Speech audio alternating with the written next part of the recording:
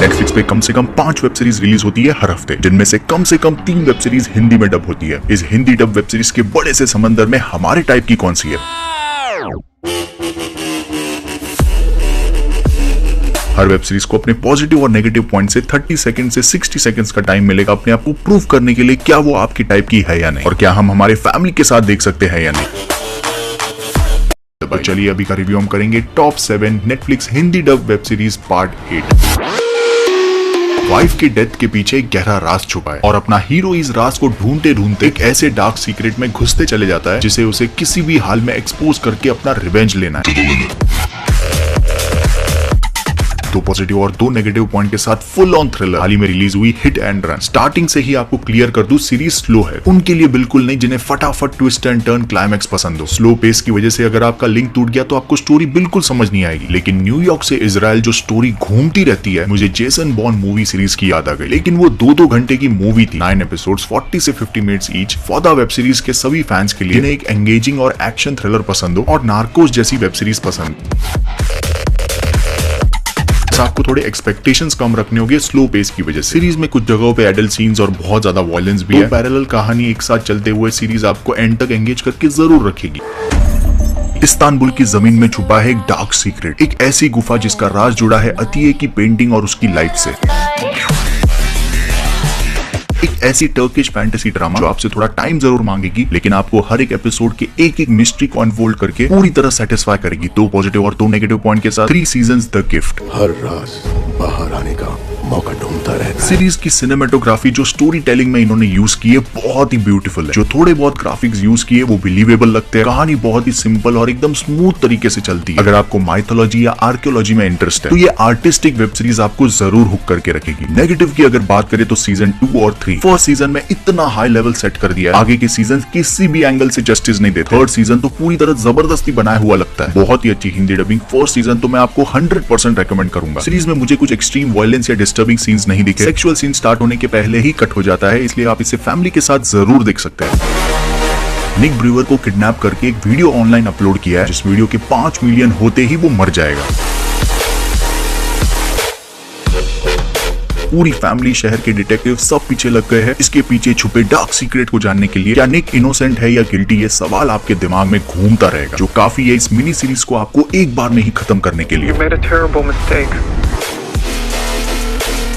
2 positive और 1 negative point के साथ हाल ही में रिलीज हुई full on thriller drama clickbait. 48 hours के अंदर इसके पीछे छुपे मास्टरमाइंड को ढूंढना। स्टार्टिंग के 2 एपिसोड तो आप स्क्रीन से हटोगे ही नहीं, लेकिन प्रॉब्लम आती है जब कैरेक्टर्स की बैक स्टोरी और उनके प्रेजेंट में हो रहे अप्स एंड डाउन जो मेन मुद्दे से हमें भटकाती है। फिर मैं ही इतना ज्यादा एंगेज हो चुका था, मुझे बस ये जानना था कि ये इनोसेंट है या गिल्टी। सिर्फ 8 एपिसोड्स 50 मिनट्स ईच। सीरीज के सभी कैरेक्टर्स की एक्टिंग से आप पहले एपिसोड से ही कनेक्ट हो जाओगे। कुछ जगहों पे वायलेंट और सेक्सुअल सीन्स भी है, लेकिन अगर आपके अंदर भी वो डिटेक्टिव वाला कीड़ा है तो ये सीरीज आपको 100% सेटिस्फाई करेगी। नंबर 4 की सीरीज, भाई साहब, हर साल एक ऐसी वेब सीरीज आती है जो क्राइम थ्रिलर का डेफिनेशन बदलती है।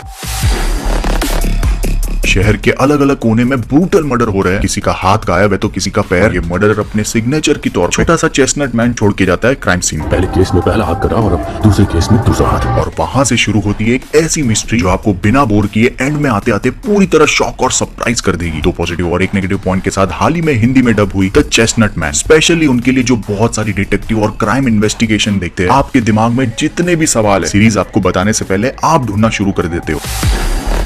और लॉजिक की तो मैं क्या ही बात करूं। एक डिटेक्टिव को अपने घर में कलर करना है तो पुराने न्यूज़पेपर लाता है, उसमें से उसको एक क्लू मिलता है, ना कि हवा में से उड़ते हुए कोई न्यूज़पेपर आके उसके मुंह पे लगता है। ये छोटी छोटी चीजें वेब सीरीज को रियल बनाती है। बस नेगेटिव में बता नहीं सकता, वो स्पॉइलर हो जाएगा। अगला सीजन आएगा या फिर 6 एपिसोड में ही सीरीज खत्म होगी, ये मैं आप पे छोड़ देता हूं। बस आपको एक टिप देना चाहूंगा, अगर आपको कोई नेटफ्लिक्स पे वेब सीरीज पसंद आती है तो उसे तुरंत लाइक क्लिक कर देना। यूट्यूब की तरह ही आपको और भी वैसे ही सजेशंस नेटफ्लिक्स देता है, और ऐसे ही मुझे ये वेब सीरीज मिली। सीरीज में एडल्ट जैसा तो कुछ ज्यादा था नहीं, विजुअली डिस्टर्बिंग है वायलेंस की वजह से। अगर वो चलेगा तो फैमिली के साथ तो 100% देख सकते हैं। अगर हमारी सोच क्वालिटी कंटेंट पे कहीं मैच होती है तो इस वीडियो को लाइक डिसलाइक आपको जो सही लगे वो कीजिए। अगर आपने हमारे लास्ट वीडियो से एलिट वेब सीरीज देखी और वैसे टाइप की एकदम हरामी और 18+ वेब सीरीज आपको चाहिए, 2 पॉजिटिव और 1 नेगेटिव पॉइंट के साथ यंग रॉयल्स। सीरीज ने मुझे द क्राउन की याद दिलाई, इतनी रियलिस्टिक कि आपको लगेगा कि बड़े घरों में ऐसा ही होता है। स्वीडिश के रॉयल घराने से प्रिंस को बोर्डिंग स्कूल भेज दिया जाता है। शाही घराना, अमीर गरीब, फैमिली की इज्जत, लोग क्या कहेंगे, अरे बाप रे, फुल ऑन ड्रामा। 2 पॉजिटिव और 1 नेगेटिव पॉइंट के साथ यंग रॉयल। वेब सीरीज हमारी सोच से पर्दा उठाती है। अमीर घर के यंग लोगों की लाइफ जितनी आसान और सिंपल लगती है उतनी है नाम के लिए आजादी, हर किसी के सामने एक अलग चेहरा, ये सब का एक कॉकटेल है ये सीरीज। टीनेज सीरीज है लेकिन फिर भी सभी कैरेक्टर्स की एक्टिंग से आपको सब बिलीवेबल लगता है। लीड एक्टर विलियम है, ओ भाई साहब, उसके अंदर तो आप अपने आप को फील करते। ज्यादा नहीं, बस पहले एपिसोड के बाद ही आपको समझ आ जाएगा ये वेब सीरीज स्टोरी टेलिंग कितनी ब्यूटीफुल तरीके से करती है। बस प्रॉब्लम है, एक कैरेक्टर है जो बहुत ही अनोइंग, उसे मैं तो बिल्कुल सीरियसली नहीं ले रहा था। सिर्फ 6 एपिसोड 45 मिनट्स ईच, आप एक बार में ही खत्म कर सकते हो और सेकंड सीजन का ऑफिशियल अनाउंसमेंट हो चुका है। साउथ कोरिया ने हर एक डिपार्टमेंट में हमें इंप्रेस करने की ठान ली है। एक होती है वेब सीरीज और एक होती है कोरियन वेब सीरीज। दोनों में फर्क है क्वालिटी कंटेंट का। कहानी कितनी भी सिंपल हो, कोरिया का प्रेजेंटेशन की खूबसूरत सिनेमेटोग्राफी कोई मैच नहीं कर सकता। 2 पॉजिटिव और 1 नेगेटिव पॉइंट के साथ हाल ही में हिंदी डब की गई क्राइम कॉमेडी ड्रामा का कॉकटेल विंसेंजो। मेरा एक ही मकसद है, इस बिल्डिंग की धज्जियां उड़ाना। सीरीज का एक एपिसोड मूवी के बराबर है। 1.5 घंटे एक एपिसोड की तरह नहीं लेकिन मूवी की तरह दिखाई है। 20 एपिसोड कम से कम 24 आवर्स की सीरीज है, जहां आपको विंसेंजो का करिस्मेटिक एटीट्यूड और वो कोरियन ड्रामा का टिपिकल हर एक छोटी चीज को सिनेमैटिक वे में दिखाना। एक कैरेक्टर दूसरे को पेन भी दे रहा है तो वो भी 4 अलग कैमरा एंगल से। इन शॉर्ट, हर एपिसोड में एक ऐसा टाइम आता है जहां सीरीज स्लो हो जाती है। उसकी भरपाई इसके कैमरा एंगल, सिनेमेटोग्राफी, एकदम दबा के पैसे खर्च किए। लेकिन मानना पड़ेगा यार, स्टोरी टेलिंग के लिए इतना डेडिकेशन और ऊपर से परफेक्ट हिंदी डबिंग। एक टाइम के बाद तो ये इंडियन वेब सीरीज लग रही थी मुझे। बस वीक पॉइंट जो मुझे लगी इसकी कॉमेडी। ऑलमोस्ट सभी जोक्स बाउंसर जा रहे थे मुझे। शायद कोरियन कल्चर का इतना आइडिया नहीं है, लेकिन इन सब के बावजूद perfect binge watch web series है। 1-2 सेडक्टिव सीन के अलावा कोई एडल्ट सीन नहीं है, फैमिली के साथ जरूर देख सकते हैं। नंबर 1 की सीरीज, भाई साहब धमाका कर दिया इसने। अब तक की ओनली वेब सीरीज जो मेरे पूरे फैमिली को पसंद आई है। हर दूसरे सर्वाइवल मूवी या वेब सीरीज की स्टोरी, लेकिन साउथ कोरिया की प्रेजेंटेशन मान गया। मजा ले किसी की एक एपिसोड देख के बंद कर दे इसे।